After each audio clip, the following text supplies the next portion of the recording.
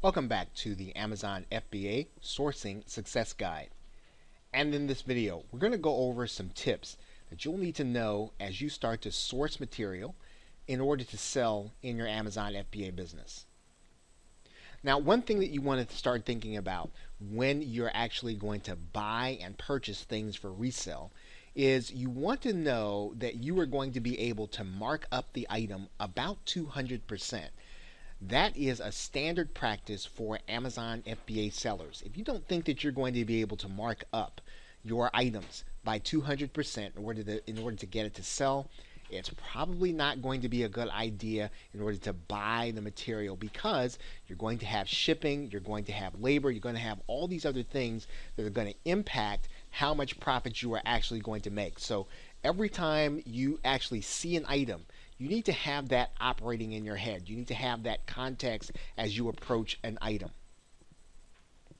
One thing that lots of Amazon FBA sellers will say is that you want to eventually become an expert in one or two categories. And this is because you'll then start to be the beneficiary of understanding a market. You'll start to understand trends in terms of how items are marked down that you can actually source. You'll then start to understand what people are buying. So eventually, what you want to start doing is becoming an expert in a particular category. Right alongside of that same principle is one where you want to learn the markdown patterns in the stores where you're sourcing inventory. So as you go to different stores, or you go to different department stores or liquidation stores or even online sources, learn their markdown patterns. Understand the seasons. Understand when they're going to mark things down, when maybe they're not even advertising.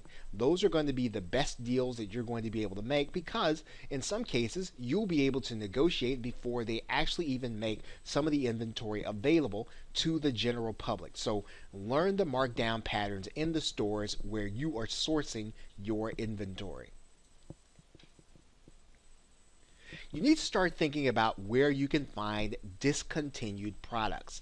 Not every retailer, not every store does discontinued products, but some stores specialize in them. You want to find out what those stores are. You want to find out what those locations are, even if they're not necessarily fully in your local area. Understanding where these discontinued products are can mean the difference between you sourcing lots of sellable products on Amazon FBA or having things where you don't really have a lot of margin. Discontinued products, you'll typically be able to get them very inexpensively, and they're going to be able to give you that margin and give you the opportunity to get that 200% markup that we just talked about. Liquidation and surplus stores. Now, these will vary in your particular area, and they might be called by different names.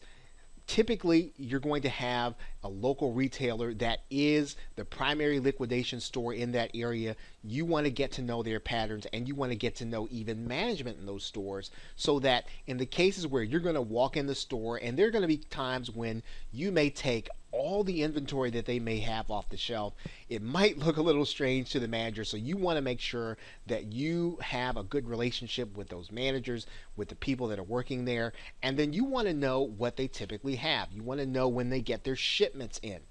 Get to know these stores in particular, because these are going to be the places where you're going to be able to get good deals. And again, the best deals you're going to be able to get, even from these stores, are going to be unadvertised. So you want to be able to get some of those things either after a sale has happened, maybe it's been unsuccessful, or before it goes out to the general public. So understand and really take note of the liquidation and surplus stores in your local area.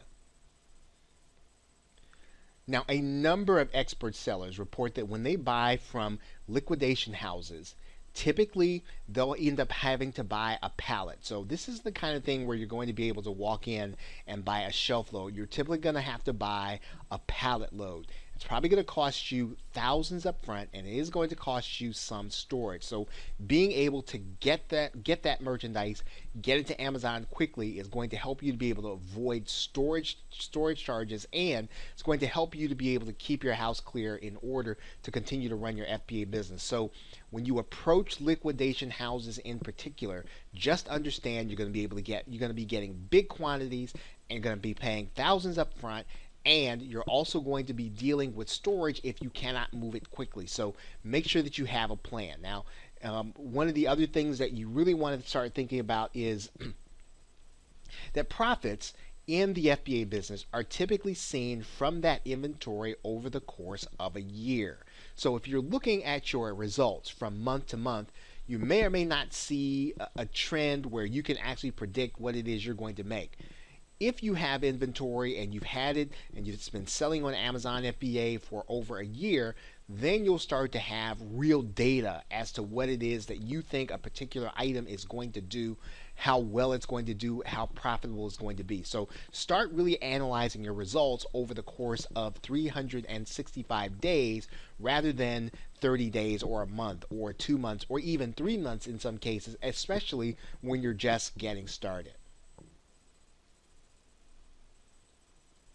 You can also buy out discontinued and available stock from online retailers. And so what you want to try to do again is you want to try to avoid the same interface that all the other retailers are using.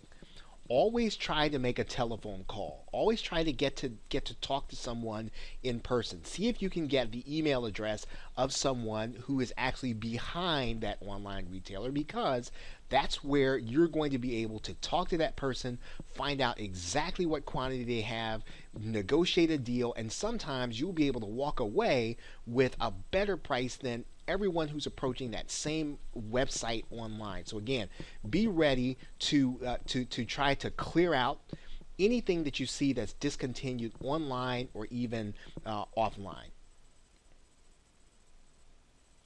Now, one of the things and tips that a lot of FBA sellers do over time in terms of sourcing is they consider hiring virtual assistants. And this really helps them to be able to, again, find those deals online, to get the phone numbers, to get the email addresses, to be able to do some of the legwork that they're not able to do and don't have time to do. Well, these are the kinds of things you want to have your virtual assistant do, to find all of the deals in a particular niche that are online, to be able to track them down, to be able to get a sense for what's available and then what has your required markup. So hire a virtual assistant as you start to grow your business, because again, that virtual assistant will be able to consistently get you better inventory, better deals, and it will help you to scale up your business.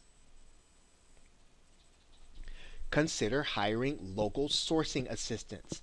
Now, this is the same as a virtual assistant, except that this person will be in your local area looking for deals. They'll be the ones at the surplus stores. They'll be the ones at the retail stores. They'll be the ones talking to the managers. Of course, you want to set up a pattern. You want to set up what it is that you want them to say. And of course, they're going to be acting on your behalf. So you want to make sure that when you're paying a sourcing assistant, that you almost have a scripted way of them being able to interact with people so that, again, they can get the best deal with minimal input from you, and then bring the inventory to you that you'll be able to use in your Amazon FBA business. Now, these tips are for you that will help you to source better. It will help you to source more effectively. And again, to find the inventory in these places that we're going to be talking about here in this course. Okay, so with that, thanks, and I will see you in another video.